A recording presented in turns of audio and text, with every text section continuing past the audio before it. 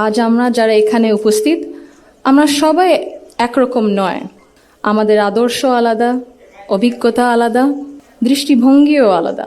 কিন্তু তারপরেও আমরা একসাথে বসেছি, আলোচনা করছি, কারণ আমরা সবাই দেশের জন্য, দেশের মানুষের জন্য ভাবছি।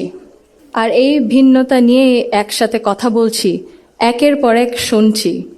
এটাই গণতন্ত্রের আসল সৌন্দর্য। আমার আগে যারা সম্মানিত প্যানেলিস্টরা কথা বলেছেন, তাদের সবাইকে আন্তরিক ধন্যবাদ জানাই। আপনারা অনেক কিছু বলেছেন, হয়তো বা আমিও বলে ফেলবো। সো আমাদের একটা মাইন্ডসেটে আই থিঙ্ক সিমিলারিটি আছে। আমার খুব ভালো লেগেছে শুনে। আমি আজ এখানে দাঁড়িয়েছি ভিন্ন এক অনুভূতি ও আবেগ নিয়ে। বাংলাদেশের এই পলিসি লেভেলটায় আমার প্রথম বক্তব্য এটা।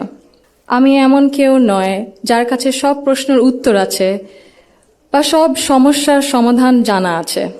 তবু আমি বিশ্বাস করি, নিজের ছোট্ট জায়গা থেকেও সমাজের জন্য, দেশের জন্য কিছু করার আন্তরিকতা আমাদের সবার মধ্যে থাকা উচিত। আজ আমি এসেছি শুধু শুনতে, শিখতে এবং একসাথে কাজ করার মনোভাব নিয়ে এগিয়ে যেতে।